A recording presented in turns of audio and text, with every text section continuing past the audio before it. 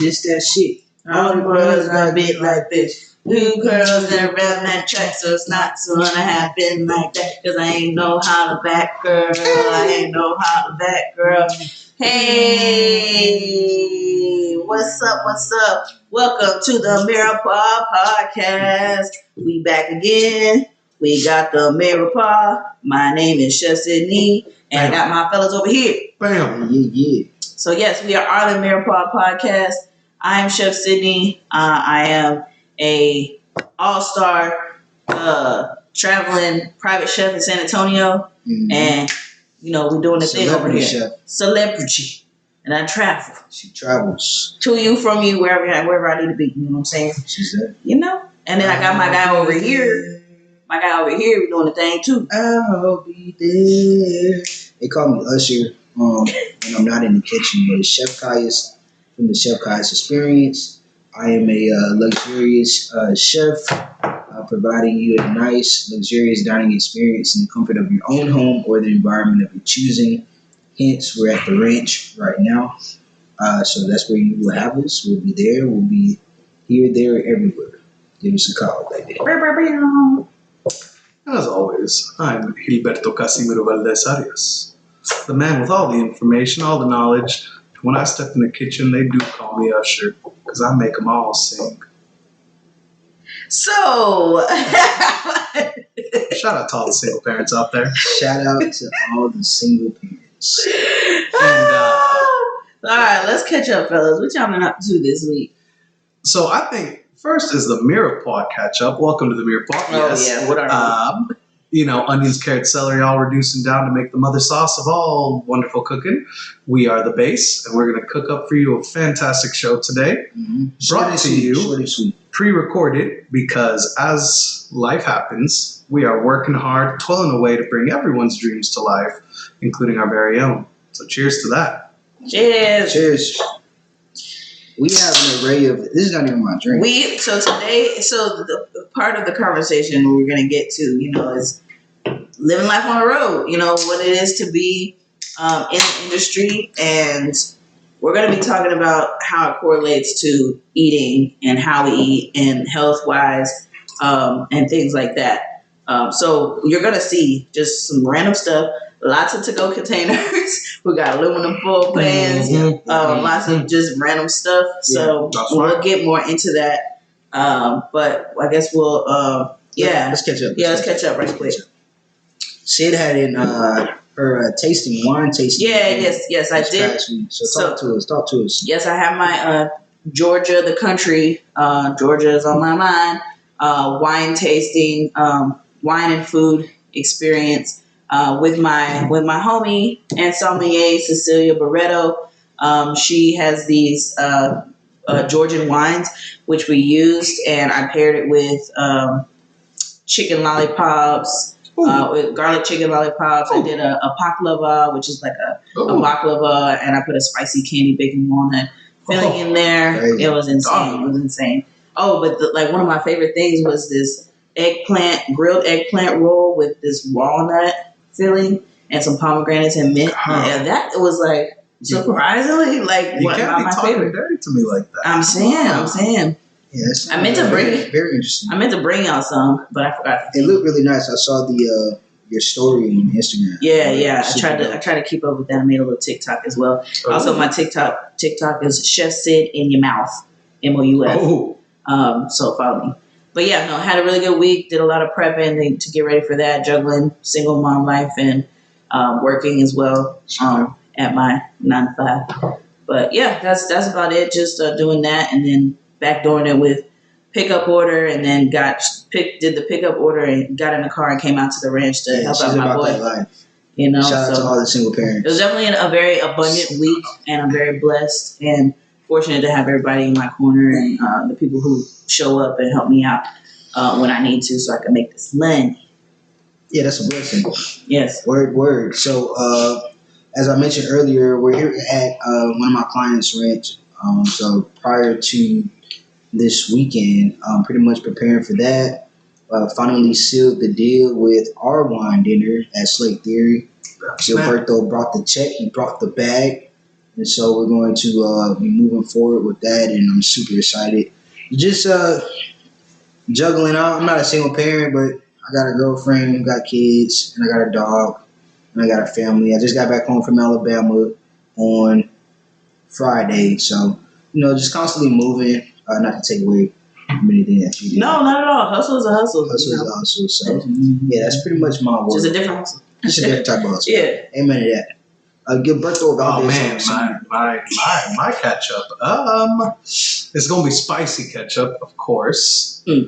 Essentially, still, there's just one investor. Still trying to cook the cracky on him, figure out what was going on there, make life happen. Cook the cracky. Yeah. You like I just threw a whole sentence in that one. Look, it's just. I was gonna let that one fly by. Nah. You gotta call out your friends sometimes, and just it's hard when the whole industry out here has your son. It's hard being a single parent. Anyway, we've been dealing with this guy for the past 4 years. I mean, and for the past every week that we have to do these shows. Well, it's different. Nah, he's a great guy, but I have to bust his balls. No, we love this dude. He's a great guy, but Gilberto he doesn't turn off. He's right. Gilberto 24/7, and we learned that being with him for 48 hours. Oh, boom! On the catch up to everyone out there at home, your boy's got on a chef coat. I know y'all never thought you'd see it happen, but here it is. No, he's getting there. He's getting there. He learning, and He's learning. Absolutely. So Making Adrian proud. So let me just briefly about these wines. So they Georgians, they have this wine barrel, but it's a clay pot that they make, and each level they have to like set it and pack it and then let it dry for a couple of days, and it's like a massive thing. Clay pot. It's a clay pot, so it's like this big, but like it's huge. Yeah. It's huge, and it's a labor of love. It's called a Kvevrý. But this wine right here is made in the Kvevrý, so I made sure to save y'all a little bit so that we can all taste it. Because it's it does have some like earth. Yes, let's taste it. Definitely have some earth, but like I watched the video and it's since I watched Kvevrý. Yeah, since I watched the video and watched them make it, I tasted the love. And whenever I was tasting, I was like, man, like I can taste the love. And it's got like a minerality to it, and it's complex. It's definitely complex. Yes, that's what I appreciate about Slate Theory's wine. That's been one of my favorites up to date. To test it out because you can taste the love. You can taste all the money they put into that wine. Love, passion, dedication. You know, they also do the clay pot method on pretty much like all the Mediterranean wines, like all through Greece and all that. And there's even this one winery that got a whole lot of, we talked about gimmicks last week in case y'all were paying attention. One of these gimmicks was they do the clay pot, but they age them underwater. So they do the clay pot, they seal it, and they just leave them on the coastline. You know who that is? Just the name of the winery I can't remember, but they got really popular because they were doing the blue champagne. But it's in Greece. That's what. Oh, okay. Is this considered a sweet red? I'm gonna be. Probably considered a sweet red. Yeah. Mm-hmm.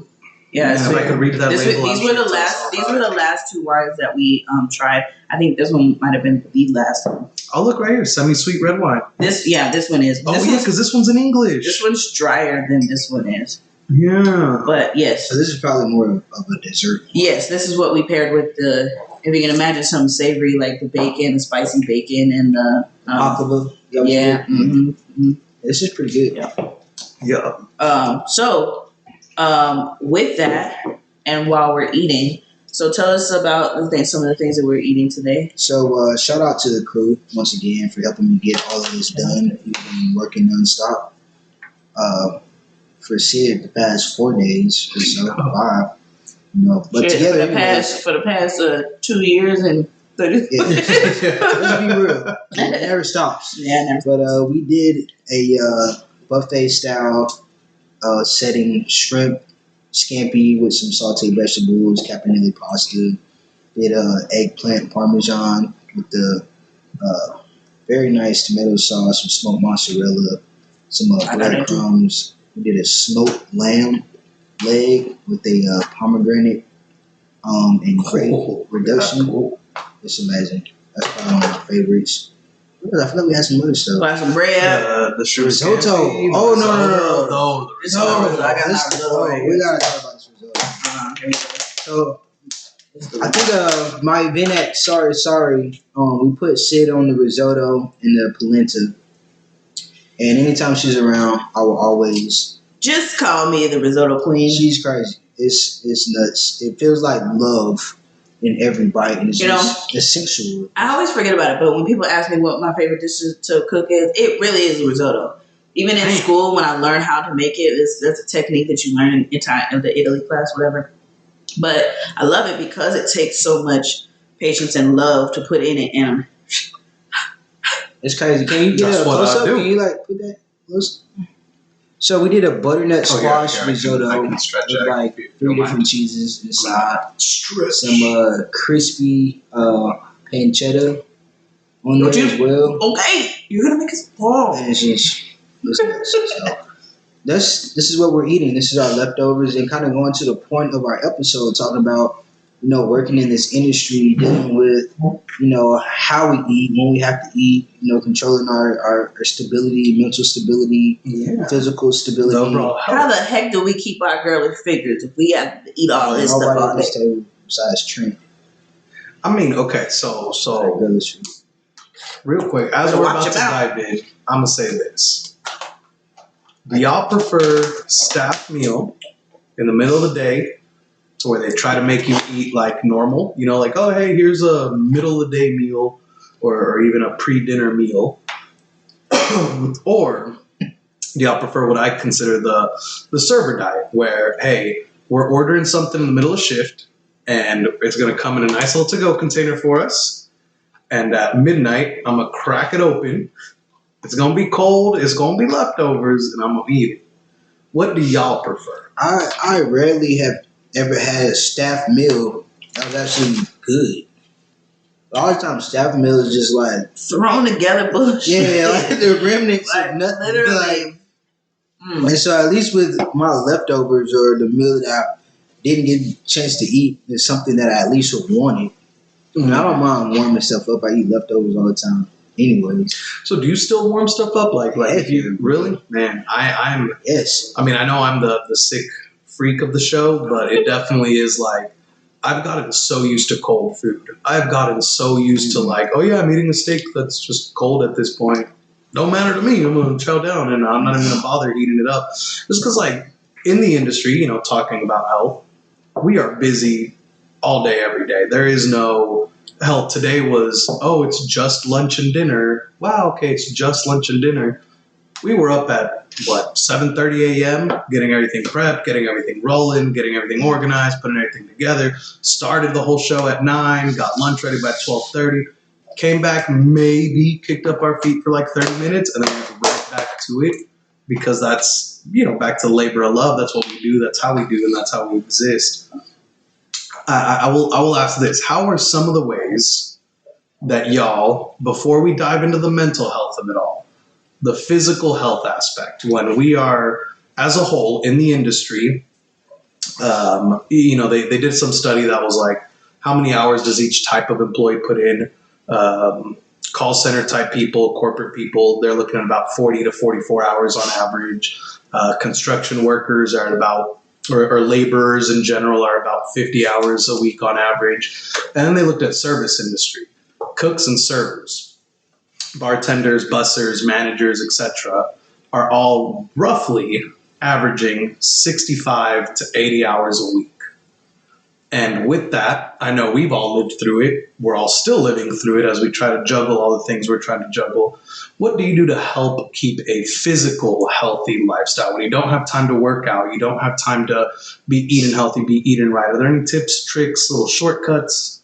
First off, you got time. I was just gonna say you can't make excuses. Yeah, you have time. You just prioritize to fit into your schedule. Like when I've been going for a week, but prior to that, I get up every morning, meet up with my trainer at 9 o'clock. I'm up at like 7 or so, like going through this book club things, entrepreneur group that I'm in.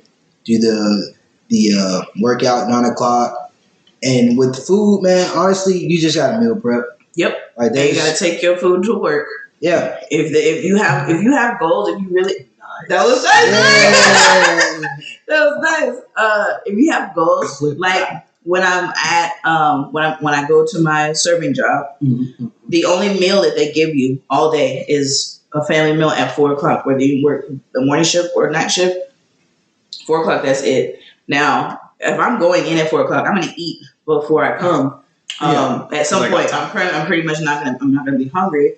Sometimes, depending on what it is, they usually will serve something like jambalaya or a pasta, or sometimes even like just like a piece of French toast and 2 pieces of bacon, and a salad. Always a salad. It's just weird, but anyways, I will get a salad. I'll get some of the salad, or I will bring my own food. I'll bring my snacks. The other day, I brought a salad of my own. I brought some seaweed snacks. I brought some fruit, a thing of fruit, so that I can eat the way that my goals that I want, because I can't just say, oh well, I can't eat, and I'll make time. When I go back there to the thing, I'll grab a piece of apple or whatever, and make it happen. I have been in the past in like just in that mode, and you get in, and then after work you go have drinks, and then you're up, and then when you get up in the morning you're tired. But you could just, if you don't do the things that aren't towards your goal, that's not you. You have a choice. Yeah. You can do it. I have my son, but I can't make that as an excuse. I mean, I don't have a ton of time, but I can do something. I can do something while he's there. I mean, it just comes down to what you really want to do. Yeah, how much control you're willing to take. And I mean, with that, you had mentioned family meal, and that's, as far as decisions go, at least when I was managing people's restaurants for them and doing those kind of things, director of operations, all that jazz, one of the biggest things that I personally placed a huge importance on, whether it was for the managers or for the employees or just for the company as a whole, is just as much as we can say they have a decision to make, I can also say we have a decision to make, and we can choose to provide a healthy family meal, to not schedule overbearingly, allow them to, give them the time that they need to fill in the life that they need. And what that resulted in was a infinitely better staff. Yeah. Like, I cannot express how much doing something as simple as, hey, you decided to work the whole day, or I needed you to work the whole day. And you all right? Some water? Okay. Water? I'm good. But yeah, just all in all, caring for the physical aspect of a human being results in ultimately better work, whether it's you choosing to do it for yourself, or whether it's when you're managing a staff, choosing to prioritize their physical health, not working them those 70 to 80 hours a week unless for whatever reason they desperately need it. But also like I said, just choosing to invest in them, whether it is hey, we're going to do a family meal, it's free to y'all, and it's not going to be microwave bullshit, because any family meal I've ever been a part of when I wasn't managing was microwave meals. It was Marie Callender's, it was Stouffer's, there was a restaurant that had the audacity to take out $20 a week out of our paycheck for quote unquote family meal. And it was like frozen pizza. It was fish sticks. It was whatever we found in the frozen food aisle of Restaurant Depot. Wow. Yeah, that's crazy. So, my mother, I spoke to her the other day, and she had mentioned that she made the comparison. Like, anytime she sees me or my dad overworking, she's like, you're not a machine. Like, calm down. But in reality, our bodies are machines. Mm-hmm. And just like with a car or anything else, what you put into it, the care that you do to maintain it, the maintenance, oil change, tune-ups, all those things makes the vehicle a better vehicle. And it allows you to, last a lot longer than you would if you didn't maintain it. So, put that aspect and compare it towards your body, feeding yourself the proper things, doing the checkups that you need, checking your oil, all these other things actually do matter to be able to allow you to have a life of longevity. So I will say that it is super hard to be in these positions in the back of the kitchen or in the back of the house or front of the house, to have all of this other food around. depending on the kind of restaurant you work at. If you're not working at like a healthy food store, even though I bring my food to work sometimes, I mean, I'm snagging a fry or two. But then one fry leads to two fries, and another thing leads to a messed up order, and then now we get it. And so, as much as I try, it is definitely hard to maintain that in that setting. But like you said, having your food already prepared prior. I do a whole lot better when I have it's that. It's easier when you're not hungry. Yeah, exactly. To not be great. Yeah, exactly. And I will also say this pro tip for everyone who is in the industry who's looking at us and saying, "Oh, it sounds easy to y'all when y'all play it." It really is that easy. Make your decisions, own up to it. But also, 24/7 gyms. That's what helped me. Being able to. There was one right down the street from my neighborhood. 24/7. It was a little small. It didn't have all the tools and equipment I needed. But it was super nice to be able to go after work and say, hey, you know what? I'm already up and at 'em. I'm already in work mode. Let me just finish strong with a quick little workout. And as far as the eating goes, make friends with your chefs. Make friends with the back of house. Make friends with people in the kitchen, because 9 times out of 10, even if you're working under a super strict executive chef, you can find time to go back there as long as you're friends with them or as long as you're working there. Talk to me nice. We got veggies. We got a little bit of salt and pepper. We got a little bit of oil. I'm going to have sauteed veggies. No, it's not on our menu. No, it's not something I can ring in and order. But make friends. Find the time. If people love you and respect you, they'll allow you to go back there or order some sauteed veggies, Yeah. Let me ask you guys this. Give me one thing that you do well in terms of, something positive towards your mental or physical health, and then give me something that you could probably do better at. Oh, I got you right here. So, something that I do well, that I believe is super easy to do well. Enjoy what you do. Love what you're doing, or have love while you're doing something. Obviously, you can sit there and be like, man, I'm a 42-year-old dishwasher. How can I love what I'm doing? You can love the moment you're in. Treat it on a moment by moment. Don't look at the past. Don't look at the future. Truly exist in that moment. Fill it with love, and you're going to have a blast. From there, something that I do bad is essentially not that.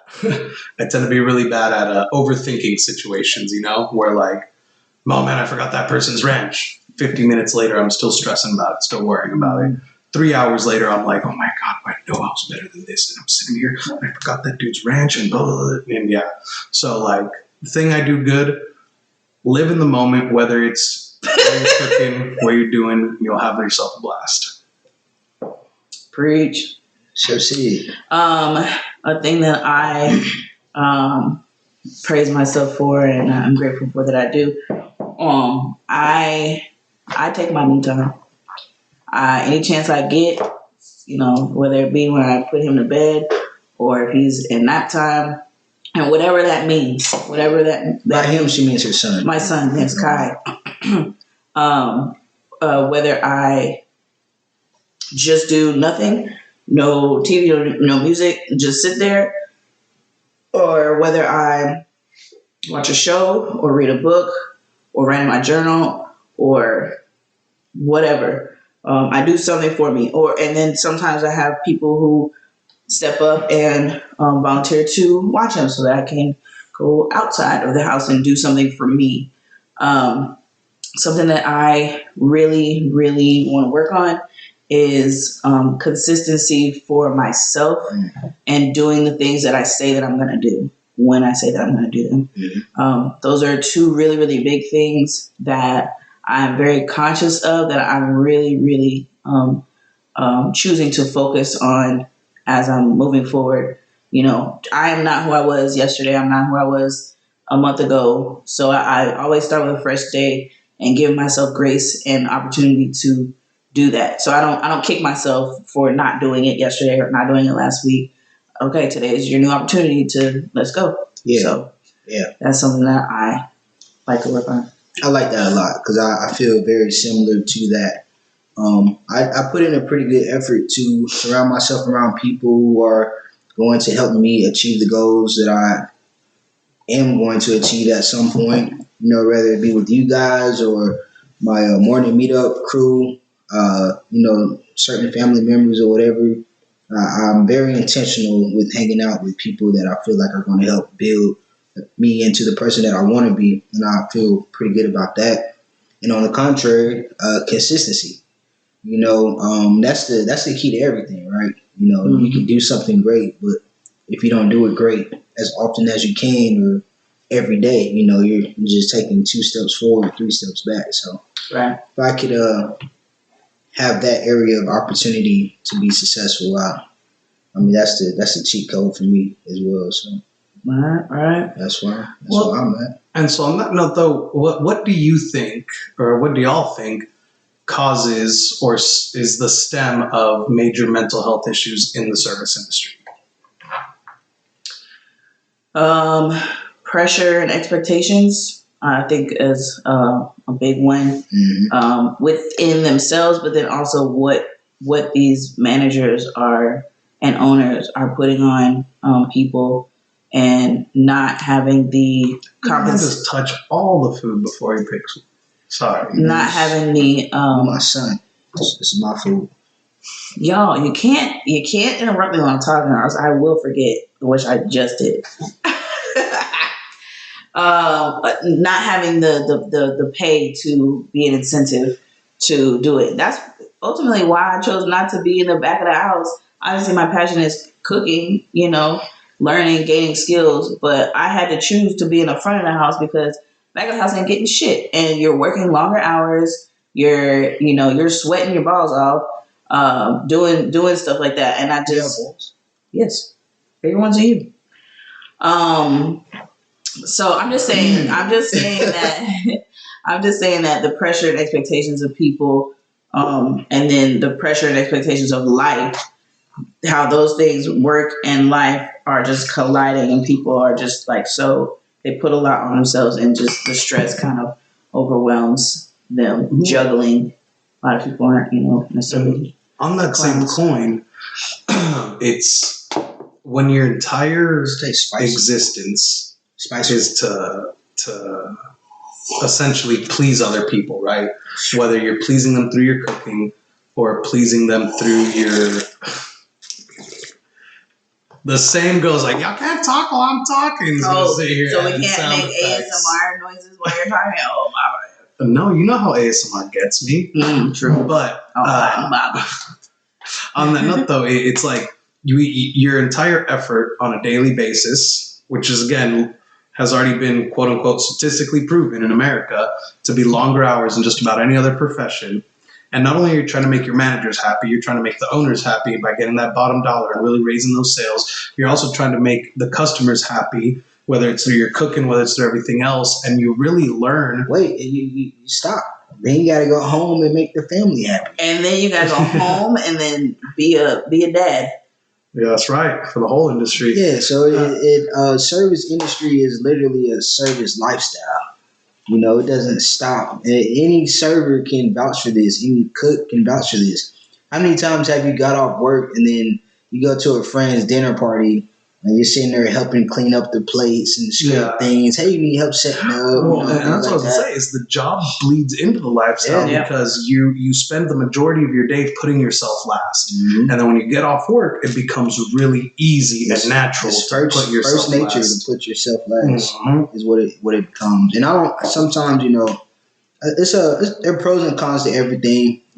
I really feel like the most successful people are successful because they're really good at putting other people's first. They're really good at, catering to other people's needs. That's what makes successful people successful. You think about Elon Musk and Jeff Bezos, creating a system to be able to get people products super fast in a few days, developing a car that doesn't use gas. I think there's a blessing and a curse behind it. I think we just have to figure out how to make the pros more prevalent than the cons to balance it out. We just need balance. And we have to give ourselves grace too. We have to know how to. I think we have to know how to do that as well, because we're not perfect. and we can feel our feelings. Feel our feelings. Yeah, you have to feel your feelings. A lot of people will, especially in the industry, won't feel their feelings. They'll just put it down or try to stuff them in a bottle or hide them in drugs or whatever. Like they're not feeling their feelings. Mm-hmm. We won't dive into this today, but I do want to say, as a man, the amount of backlash, not just me personally, but that I see out in the world when men truly do try to feel their feelings, it gets destroyed, it gets ridiculed, it gets, oh yeah, I was in love with him, but then like he cried in front of me. Well, you gotta change the people who you associate with. Well, I mean, I'm just talking about society in general. Yeah. But like I said, that's a talk for another day. But balance is definitely a fantastic keyword. And I also did want to bring up one of the greatest marks of a leader is someone who does put themselves last, because leadership isn't a title, it isn't a job, it's a service to those who follow you. And being able to put yourself last puts you in a prime position to become a fantastic leader. And very rarely in the industry does anyone really try to push forward on like building their team into leaders. But the ones that do end up being the most successful restaurants, the ones that crack the code on how to, hey, how can I bring balance to this, and so on and so forth, which is why mental health might be a disaster zone in the industry, but the ones that figure it out, the restaurants that figure it out, the teams that figure it out, the people that figure it out, go far and beyond just the industry, but also just in success in general. Well, hopefully, I think that, and maybe they don't. Maybe that's why there's not a great balance, and we don't know their lives either. The people who are successful, but putting yourself last, but also knowing when to have put you first. At times, you have to, because in that, and I'm learning this too, like more as a mom. I can't be happy for Kai if I don't have my own time. Yeah. So I can't be the leader of the household, or I can't if I don't find some kind of joy in whatever situation it be. So I think that it's got to be a healthy balance, and I think that that's why a lot of people say that you can't more money, more problems, because those people aren't finding that time for themselves and like really at times putting themselves first. It's always gotta give, I gotta be there for this person, but you have to be able to do that for yourself to all around be happy and exude that happiness and that love to people. To be a good leader. You gotta find that balance. My life path number is 1, and that is about leadership. Like I'm a good leader, apparently. There's that numerology thing. Mm-hmm. I got so mad. Someone did my numerology once and then told me I was a 4. And I was like, okay, 4 is a cool number, I guess. And they're like, oh, yeah. And mind you, I was getting real stoked for it because the 4 is the head of the dragon, because like numerology is based on a dragon and 4 is the head. And I was like, hell yeah, that sounds amazing. And then they start like reading to me what the head of the dragon is, what the number 4 is. It means the builder. And I'm like, oof. Just because I'm Mexican, I'm out here having to build this stuff. Even numerology. You just Google life path number, and then it's like a little calculator. You put in your birthday, and you need like the time you were born. No, not for the life path number. You just need your birthday. Not your birth chart, which is a whole different thing. But it all coincides to just like a map of who you are. Word. But, yeah. So on that note, quick and dirty, we definitely got to go clean up the rest of this event. So who wants to lead us in some mustarding? We've been talking mustard all day. It's very good vibes on the show today. And I think the mustard that I'm going to leave is take care of yourself. Find you some new time. It'll overall make you happier with yourself, and also, reach out for support if you need it in multiple ways. It doesn't always have to be a friend. It can be an outlet. It can be a therapist. It can be just, make sure the person that you're talking to is doing that is mentally ready to receive. And Word. Yeah. Word. My message is look for the solution. There's a ton of problems. We know that. But what's going to fix it?